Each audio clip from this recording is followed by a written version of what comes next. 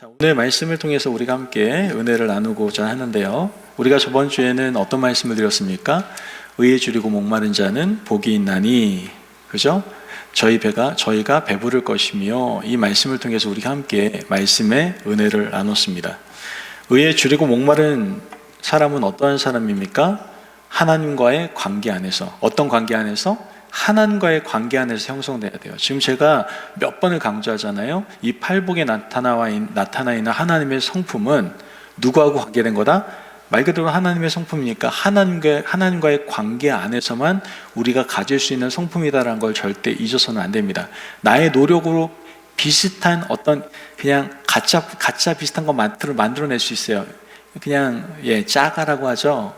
우리 한국말로는 이미테이션을 만들 수 있을지 모르겠어요. 그러나 진짜 진리 가운데 있는 성품은 하나님의 성품이요, 그 하나님의 관계 안에서만 우리가 그 성품을 누릴 수 있다는 것을 절대로 잊어서는 안 됩니다. 자, 하나님 관계 안에서 이 의에 줄이고 목마르다라는 것은 하나님과의 관계 안에서 기쁨이 되는 삶을 살아가려고 하는 그런 열정, 하나님의 거룩함을 닮아가려고 하는 성화의 삶을 살아가는 것이 바로 의에 줄이고 목마른 사람이다라고 말씀을 드렸습니다.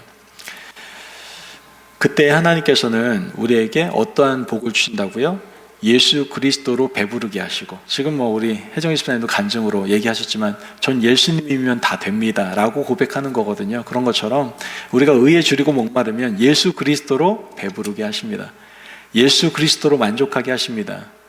여러분, 세상의 걸로 자꾸만 만족하려고 하지 마세요. 예수 그리스도 한 분이면 우리는 충분합니다. 그 복이 의에 줄이고 목마른 자 가운데 임하게 된다는 것이죠. 또한 하나님의 넘치는 은혜로 우리를 배부르게 하신다라고 성경은 분명히 말씀하고 있다는 거예요. 그것이 바로 의에 줄이고 목마른 자입니다. 우리의 성품 가운데 하나님의 성품인 의에 줄이고 목마름이 있어야 될 줄을 믿습니다. 아멘. 오늘 말씀 함께 보면 7절에 뭐라고 얘기합니까? 긍휼히 여기는 자는 복이 있나니 그들이 긍휼히 여김을 받을 것이며 라고 말씀에서 증거하고 있습니다. 여러분, 우리 지금 이 시대를 한번 돌아봅시다. 지금 우리는 좀 긍휼과는 거리가 먼 시대를 살아가고 있지 않나 라고 생각이 듭니다. 나만 아니면 된다라는 아주 정말 뭐라고 하면은 어떤 극단적인 이기주의 속에서 사람들에 대하여 긍휼보다는 그 반대말인 무관심, 외면으로 일관하는 그러한 삶을 세상 사람들과 또한 내가 살아가고 있지는 않는가 한번 생각을 해보게 됩니다. 제가 어떤 한 영상을 보게 되었는데요. 그 영상이 저에게는 가히 충격적이었습니다. 어떤 길가에서 어떤 조폭 같은 남자들, 이렇게 표현하면 잘 이미지가 안 떠오르시면 제 얼굴을 보시면 됩니다. 조폭 같은 남자가 어떤 한 여인, 가녀린 여인을 보고 막 구타를 하더라고요. 진짜 막 때리는 게 사랑스럽게 때리는 게 아니에요. 아유 자기야, 이런 게 아니라 막 진짜 짐승 때리듯이 때리더라고요. 여자분을, 그 등치가 큰 조폭 같은 남자가 말이죠. 여자가 맞다 도저히 자기 힘으로는 어쩔 수 없다 보니까 욕도 하고 막 그러더라고요. 이마이 베이비야 막 그러면서 욕하더라고요. 그러면서 자기 힘으로 어쩔 수 없으니까 주위에 있는 사람들을 바라면서 저기요, 저 좀 도와주세요 라고 소리를 쳤습니다. 저는 그 영상을 보면서 왜 충격을 받았냐, 그 외침의 소리를 듣고 어느 누구 단 한 명도 그 여자를 도와주는 사람이 없었다라는 거예요. 모두 다 그냥 무관심하고 외면한 채 그 자리를 떠나버리는 그 모습을 영상은 담아주고 있었다라는 것이죠. 왜 그랬을까요? 괜히 도와줬다가 자신에게 피해가 오면 어떻게 할까, 그런 마음속에서 아마 무관심과 외면으로 그 자리를 피했던 것은 아닌가 생각을 해보게 됩니다. 여러분이 이 영상을 보셨는지 안 보셨는지 모르겠지만 여러분을 이 영상에 한번 좀 대입해 보셨으면 좋겠어요. 과연 여러분에게 이 여자와 같은 일이 벌어지지 않을 것이다라는 보장하실 수 있겠습니까? 여러분에게 과연 이런 여자 같은 일이 없을까요? 또한 도와주지 않는 주위 사람들, 그 사람들을 보면서 나 같으면 절대 그러지 않아, 나는 분명 도와줬을 거야 라고 생각할지 모르지만, 우리가 긍휼히 여기는 자로 살아가지 않는다면 아마 그 자리를 회피하고 무관심하고 떠났던 그 사람과 별반 차이 없는 행동을 보였을 수도 있다라는 것이죠. 그래서 오늘은 믿음의 사람들이 가져야 할 하나님의 성품인 긍휼히 여기는 자에 대해서 여러분들과 함께 말씀을 나누려고 합니다. 오늘 본문에 나오는 긍휼히 여기는 이라는 형용사는 헬라어로 엘레오스라는 단어를 사용하고 있습니다. 엘레오스라는 단어를 사용하고 있는데, 엘레오스라는 단어는 여러 가지 뜻의 의미를 포함하고 있습니다. 동정심이라는 뜻도 있고, 자비, 불쌍히 여김, 또한 구제, 친절, 은혜, 이런 여러 가지 의미들을 담아내고 있습니다. 이런 의미대로 일반적인 사람들은 긍휼에 대해서 이렇게 생각을 합니다. 동정 또는 불쌍히 여기는 것으로 생각을 많이 하죠. 그러다 보니 물질이 필요한 자에게는 물질로 좀 도와주고 나눠주고, 마음이 아픈 자에게는 다가가서 위로해주고, 마음과 말로 함께해주고, 또 고독하고 외로운 사람들과 함께해주고, 또 용서가 필요한 사람들은 용서해주고, 손이 필요한 사람에게 손이 돼주고, 발이 필요한 사람에게는 발이 돼주고, 여러 가지 이렇게 도와주는 모습, 불쌍히 여기면서 함께 해주는 모습이 긍휼의 모습이라고 일반 사람들은 생각을 합니다. 물론 이러한 모습이 긍휼의 한 모습일 수는 있습니다. 긍휼 맞죠? 일반적인 정의에 의하면 말이죠. 그러나 불쌍히 여긴다는 말과 긍휼히 여긴다는 말에는 분명한 차이가 있다는 것을 우리는 알아야만 합니다. 불쌍히 여긴다는 말은 동정의 여지가 있는 사람에게 호의를 베푸는 것을 얘기하는 겁니다. 그러니까 도움받을 만한 처지에 있는 사람들이 보이니까 도와주는 것이 불쌍히 여기는 마음입니다. 즉 우리가 생각해도 이해가 되고 동정심이 생기고 어쩔 수 없이 어려움을 당한 사람에게 호의를 베푸는 것을 불쌍히 여긴다라고 우리는 말할 수 있다는 것이죠. 그러나 오늘 성경에서 말하고 있는 긍휼히 여긴다라는 말은 그 의미를 포함한 더 큰 의미를 가지고 있다라는 것을 우리는 깨달을 수 있어야만 합니다.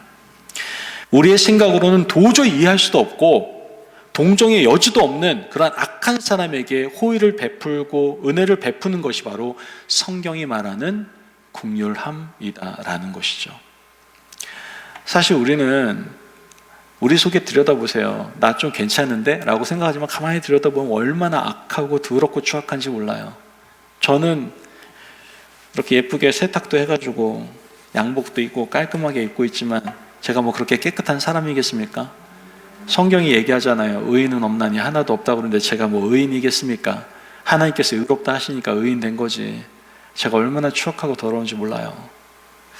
주님으로 말미암아 주님을 믿고 born again 했기 때문에 하나님을 아버지라 부를 수 있고 새로운 피조물로서 이렇게 당당하게 말씀을 전할 수 있는 것이지, 제가 만나의 옛날의 모습으로 국한되어서 거기에 올무가 되어서 살아간다면 저 여기 이 자리에 절대 못 섭니다. 제가 볼 땐 저보다 훨씬 더 인간답게 도덕적으로 잘 살아오신 분들이 여러분들일 거라고 저는 생각합니다. 전 그렇지 않았거든요. 그러나 제가 이 자리에 설 수 있는 것은 다 하나님의 은혜라, 바로 하나님의 긍휼함 때문에 저는 이 자리에 서서 여러분들과 함께 말씀을 나눌 수가 있는 것이죠. 긍휼함이란 바로 우리 하나님 아버지만이 베푸실 수 있는 것이 바로 긍휼함이다라는 것을 우리는 알 수가 있게 됩니다. 오직 하나님 아버지만이 베풀 수 있는 그 사랑, 그게 바로 긍휼함이다라는 것이죠. 그러므로 이 하나님의 긍휼함이 우리에게 가장 잘 표현되어지고 나타난 사건이 한 가지가 있습니다. 그게 뭐예요? 바로 구원의 길을 열어주신 사건이죠. 이것만큼 놀라운 긍휼함의 표현, 긍휼함을 잘 나타내는 사건은 거의 볼 수가 없습니다. 구약 성경으로 넘어가자면 이스라엘 백성들이 애굽에서 출애굽하는 사건, 그 사건과 비슷하다라고 생각할 수 있습니다. 그 가운데서도 하나님은 긍휼함을 나타내셨거든요. 출애굽 때 어떻게 됩니까? 이스라엘 백성들이 요셉 살아있을 때는 떵떵거리며 잘 살았지만 요셉이 죽고 난 다음에 바로로 인해서 굉장히 심한 노예 생활을 하기 시작합니다. 그러니까 그들이 너무나 고통스러워서 하나님께 부르짖었다라고 얘기를 하거든요. 그때 하나님께서는 이스라엘 백성들을 보시며 불쌍히 여기셨다라고 하는데, 그 불쌍히 여김이 바로 긍휼함이다라는 것이죠. 구출받을 만한 자격이 전혀 없는 사람이에요. 거기에 살 때 예수님 이쁘게 보이는 행동했을 것 같아요? 그렇지 않았어요. 바로가 섬기는 신들도 섬기고 나쁜 짓 많이 했을 겁니다. 그럼에도 불구하고 하나님은 긍휼히 여기심을 이 이스라엘 백성들에게 베푸셨던 것이죠. 우리도 마찬가지 아닙니까? 우린 죄인 중에 죄인 아닙니까? 좀 낫다라고 생각하시는 분들 교만하지 마십시오. 우린 어차피 죄인입니다. 하나님과 원수된 자였어요. 그럼에도 불구하고 하나님은 전혀 동정할 만한 가치도 없고 구출해줘야 될, 구원해야 될 이유도 전혀 없는 우리들을 불쌍히 여기시고 구원의 길을 열어주셨다라는 것이죠. 이것이 바로 하나님의 놀라운 긍휼이다라는 거예요. 즉 하나님의 긍휼은 한 영혼을 바꾸고 세상을 바꾸는 하나님의 방법이고 하나님의 마음이며 하나님의 능력인 것을 우리는 깨달을 수가 있게 되는 겁니다. 할렐루야. 이게 얼마나 큰 은혜인지 몰라요. 여러분, 예레미야 애가 3장 22절에서 23절 말씀을 보면 하나님의 긍휼하심에 대해서 이렇게 설명을 합니다. 같이 한번 읽어볼까요? 시작. 여호와의 인자와 긍휼이 무궁하심으로 우리가 진멸되지 아니함이니이다. 이것들이 아침마다 새로우니 주의 성실하심이 크시도소이다. 아멘. 믿으십니까? 아멘. 우리 인생들이 하나님 앞에서 지은 죄를 생각하면 도저히 살아남을래야 살아남을 수가 없죠. 진노를 받아서 멸망당해야 될 그러한 사람들이었지만 하나님이 우리를 긍휼히 여기심으로 말미암아 그 인자와 긍휼하심으로 말미암아 우리는 멸망당하지 않고 구원의 은혜를 누리게 되었다라는 겁니다. 바울은 이 진리를 에베소서 2장 3절에 7절 말씀에 분명하게 증거하고 있는 것을 보게 됩니다. 같이 한번 또 고백해 보도록 하겠습니다. 시작. 전에는 우리도 다 그 가운데에서 우리 육체의 욕심을 따라 지내며 육체와 마음이 원하는 것을 하며 다른 이들과 같이 본질상 진노의 자녀이었더니 긍휼이 풍성하신 하나님이 우리를 사랑하신 그 큰 사랑을 인하여 허물로 죽은 우리를 그리스도와 함께 살리셨고 너희는 은혜로 구원을 받은 것이라. 또 함께 일으키사 그리스도 예수 안에서 함께 하늘에 앉히시니 이는 그리스도 예수 안에서 우리에게 자비하심으로써 그 은혜의 지극히 풍성함을 오는 여러 세대에 나타내려 하심이라. 아멘. 바울이 증거한 바와 같이 우리에게 구원의 길이 열린 것은 뭐 때문이라고요? 하나님의 긍휼하심 때문이다라고 우리는 분명히 알 수가 있게 됩니다. 그렇기 때문에 긍휼하심은 바로 저를 바꿨듯이 한 영혼을 바꾸고 세상을 변화시키는 하나님의 성품이고 능력인 줄을 믿습니다. 아멘. 그 얘기는 우리가 그 하나님의 놀라운 성품을 닮아갈 때 우리의 삶의 모든 영역 가운데서 나의 삶뿐만 아니라 가정과 교회와 모든 내가 포함된 공동체 안에 하나님의 놀라운 능력의 변화의 역사가 일어나게 된다라는 것이죠. 아멘. 여러분, 예수님께서는 우리에게 긍휼히 여기는 자가 되라고 계속해서 말씀하고 계십니다. 긍휼히 여기는 자란 어떤 자입니까? 하나님께서는 도저히 용서받을 수 없는 우리를 용서하셨죠. 그와 같이 하나님의 긍휼로 우리도 어떻게 해요? 용서하면서 살아가는 사람이 되라고 말씀을 하시는 거예요. 또한 도저히 이해할 수 없이 악하고 나쁜 사람에게 하나님의 긍휼로 동정심을 베풀고 그 사람에게 사랑을 베풀라고 우리에게 말씀해 주고 있는 것입니다. 이런 하나님의 긍휼함은 바로 한 영혼을 바꾸고 세상을 변화시키는 하나님의 방법이고 하나님의 마음이며 하나님의 능력이 된다라는 겁니다. 그러므로 하나님의 성품인 긍휼함을 가지고 한 영혼을, 더 나아가 세상을 변화시켜 나아갈 수 있는 저와 여러분이 되시길 주님의 이름으로 축복합니다. 아멘. 오늘 말씀에서 5장 7절 말씀 하반절을 다시 한번 보면 처음부터 읽어드릴게요. 긍휼히 여기지 않은 복이 있나니, 긍휼히 여기는 자는 복이 있대요. 그 복이 뭡니까? 그들이 긍휼히 여김을 받을 것이며 라고 분명히 얘기합니다. 긍휼히 여기는 자는 복을 이미 받았습니다. 그 복이 바로 긍휼히 여김을 받는 복이라고 성경은 우리에게 증거해 주고 있다라는 것이죠. 그렇다면 긍휼히 여기는 자가 받는 복은 도대체 무엇일까요? 오늘 간단하게 세 가지로 여러분에게 잠깐 말씀드리겠습니다. 첫째는 바로 따라해볼까요? 하나님의 이래가지고 복 받겠습니까? 하나님의 성품을 닮는 복입니다. 아멘. 하나님의 성품을 닮는 복이에요. 하나님은 예수님은 하나님의 긍휼의 성품을 보여주신 인격자이시고 또한 최고의 복을 받은 분이 바로 우리 예수님이십니다. 이 세상에 있는 모든 복되다라고 할 수 있는 가장 귀한 복은 바로 하나님의 성품을 담는 복이라고 우리는 생각해 볼 수 있습니다. 이 복은 하나님을 만나 구원받은 하나님의 자녀만이 누릴 수 있는 복이기 때문에 그렇습니다. 더 나아가 천국까지 가지고 가서 누릴 수 있는 복이 바로 이 복이기 때문이죠. 여러분, 하나님의 성품을 담는 복, 하나님을 더욱더 닮아가는 그 축복, 그 놀라운 축복이 여러분에게 임하시기를 주님의 이름으로 축복합니다. 아멘. 세상에서 가장 듣기 좋은 말이 뭐겠어요? 와, 너 정말 나 닮았다. 아빠가 맨날 그러잖아요. 자녀들 보고 얘 나 닮았어 이렇게 얘기하잖아요. 어쩔 때? 자식이 잘할 때. 그런데 잘 못할 때 뭐라고 그래요? 얘는 지 엄마 닮았어, 지 엄마 닮았어. 맨날 그런단 말이죠. 그런데 잘하면, 정말 착하고 성실하게 정말 바른 대로 살아간다면 나 닮았다고 얘기하죠. 여러분, 하나님의 성품을 닮은 복입니다. 이 복을 우리는 긍휼히 여김 받는 자가 긍휼히 여김을 누릴 수 있는 그 복으로 우리가 받을 수 있는 복임을 여러분들 기억하셔야 됩니다. 저는 그래서 여러분이 천국 갔을 때 하나님한테 이렇게 좀 칭찬받았으면 좋겠어요. 아이고, 우리 혜정이 왔구나. 너 나 닮았다? 이렇게 인정받을 수 있는. 아, 우리 경이 왔네? 아유, 경이 나 닮았다? 이렇게 인정받을 수 있는. 아, 우리, 죄송합니다. 어르신들한테 이렇게 반말하면 안 되는데, 그냥 말씀이다 생각하시고, 우리 제인이 왔네? 아유, 너 나 닮았다? 이렇게 인정받을 수 있는 저와 여러분이 되시기를 주님의 이름으로 축복합니다. 아멘. 하나님의 성품을 닮은 복, 즉 하나님을 닮는 복을 여러분들이 누리시게 된다라는 거예요. 즉 하나님께 인정받는 삶이다라는 것이죠. 두 번째, 어떤 복을 받게 됩니까? 따라해볼까요? 긍휼은 나를 행복하게 하고 내 이웃도 행복하게 합니다. 믿으십니까? 아멘.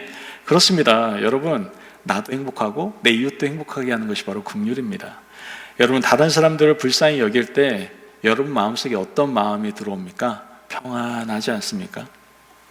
이웃에 대한 용서는 이웃을 풀어주기 전에 먼저 우리 자신을 풀어주는 것을 경험하게 됩니다. 누군가를 미워해 보신 적 있으세요? 없으시다고 하면 제가 할 말이 없는데 대부분 한 번쯤은 다 미워해 보셨을 겁니다. 여러분, 누군가를 미워했을 때 기분이 어떠세요? 너무 해피하세요? 천국이 따로 없네, 뭐 이런 느낌 드세요? 그런 사람이 있으면은 제가 좋은 정신병원 있으니까 소개시켜 드릴게요. 아니면 좋은 기도원을 소개시켜 드리든가. 그런 사람 없어요. 누군가를 미워하면 내 마음은 정말 괴롭습니다. 정말 지옥이 따로 없죠. 그것이 바로 긍휼의 여김을 누리지 못하는 사람의 모습입니다. 그러나 우리가 긍휼히 여길 때에 우리의 마음 상태 가운데서는 천국이 임하기 시작합니다. 내 마음이 일단 편하기 시작해요. 그리고 긍휼의 마음으로 말미암아 다른 사람도 놀라운 하나님의 은혜를 같이 누릴 수가 있게 되는 것이죠. 즉 긍휼의 마음, 하나님의 마음을 담는 것이 바로 천국이고 그 천국의 삶을 누리는 것이 바로 행복입니다. 믿으십니까? 아멘. 그로 말미암아, 긍휼로 말미암아 우리는 행복을 누릴 수가 있고 내 이웃도 행복할 수가 있게 되는 거예요. 여러분, 이것은 멀리 있는 이웃만 바라보지 마십시오. 지금 바로 옆에 있는 우리 믿음의 가족들이 이웃입니다. 혹시나 섭섭한 일이 있어도, 좀 기분 나쁜 일이 있어도 긍휼히 여기십시오. 그러면 여러분의 천국, 여러분 마음 가운데 천국이 임할 것이고 여러분이 함께하고 있는 그 이웃도 천국을 경험하는 행복을 누릴 수가 있게 될 줄을 믿습니다. 아멘. 이런 놀라운 은혜가 여러분의 가정에게도 임하고 또한 여러분 포함되는 모든 공동체에게 임하기를 주님의 이름으로 축복합니다. 아멘. 세 번째, 어떤 복을 받습니까? 오늘 말씀 그대로입니다. 따라해 볼까요? 긍휼은 하나님의 긍휼의 복을 받습니다. 예, 한 글자가 빠졌네요. 제가 오타를 해가지고. 긍휼은 하나님의 긍휼을 다시 받게 됩니다. 앞서 말씀드린 바와 같이 긍휼함을 행하는 것 자체가 사실 우린 이미 복을 받는 거예요. 행복한 것인데 그 뒤에 또 긍휼함을 받게 된다는 것, 이것이 바로 더블 복. 예, 이보다 더 행복한 게 세상에 어디 있습니까? 복을 이미 받았어요. 앞에 우리가 복 나눴잖아요. 그 복에 더한 복을 하나님이 우리에게 부어주신다라는 것이죠. 마태복음 25장 31절에서 46절 말씀을 보면 긍휼하심으로 심판하는 내용이 좀 나오는 걸 보게 됩니다. 25장 31절에 46절에 말씀에 어떤 말이 나오냐면 오른편에 있는 사람들에게 이야기를 하세요. 너는 줄일 때에 너희가 먹을 것을 나에게 주었고 목마를 때에 나를 마시게 해주었고 또한 나그네 되었을 때 영접하였고 헐벗었을 때 옷 입혀주었고 병들었을 때 돌봐주었고 옥에 갇혔을 때 와서 나를 보아주었다. 이렇게 얘기를 해요. 성경을 보면 이게 그냥 내용입니다. 이때 그 오른편에 있는 사람이 얘기를 합니다. 저는 그런 적이 없어요. 저는 그렇게 긍휼을 베푼 적이 없습니다. 전 그렇게 한 적이 없습니다. 라고 얘기를 해요. 그때 성경은 이렇게 대답을 합니다. 40절 말씀에 임금이 대답하여 이르시되 내가 진실로 너희에게 이르노니 너희가 여기 내 형제 중에 지극히 작은 자 하나에게 한 것이 곧 내게 한 것이니라 하시고 이렇게 말씀을 하세요. 그리고 마지막 절인 46절 말씀을 보면 결국 오른편에 있던 의인들은 영생으로 들어가게 하시는 것을 우리는 볼 수가 있게 됩니다. 여러분, 지극히 작은 자에게 긍휼을 베풀 때에 하나님의 긍휼이 임하게 되는 것을 우리는 성경을 통해서 알 수가 있게 되는 겁니다. 하나님의 긍휼로 말미암아 복 중에 복, 영생의 삶을 누리는 복을 살아가게 된다라는 거예요. 여러분, 영생의 삶을 누리는 복을 살아가면요, 이 땅의 찌질한 그러한 삶 때문에 힘들어하지 않습니다. 괴로워하지 않습니다. 어려워하지 않습니다.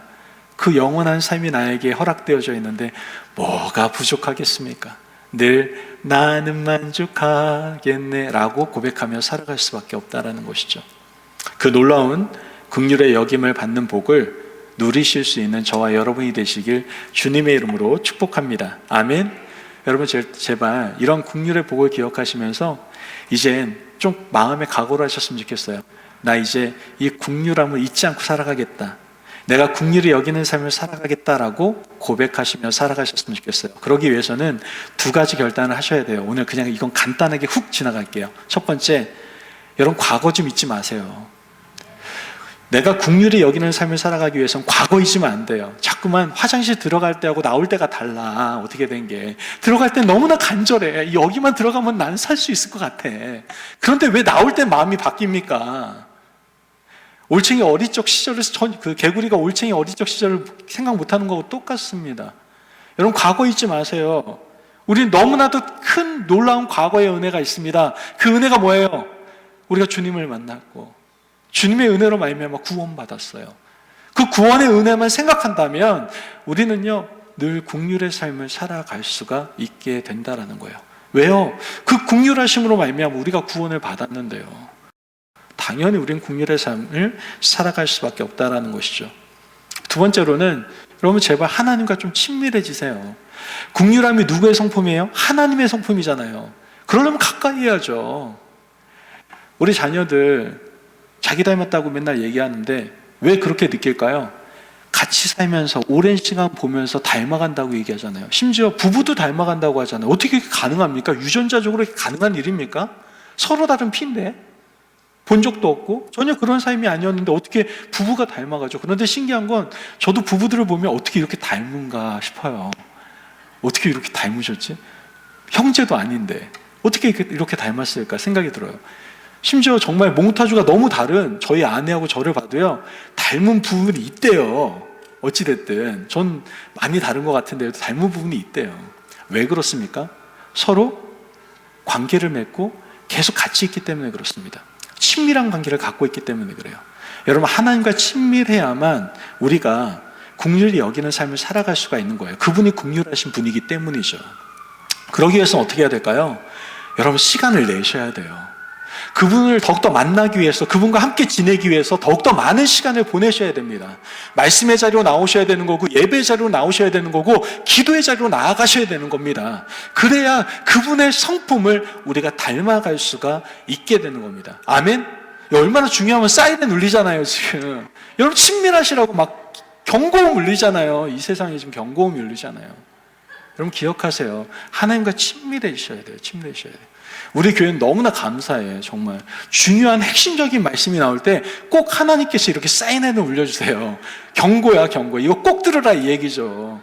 방음이 전혀 안 돼 있어, 우리 교회는. 이런 게 다 들릴 수 있도록 얼마나 감사한지 몰라요. 여러분 기억하십시오.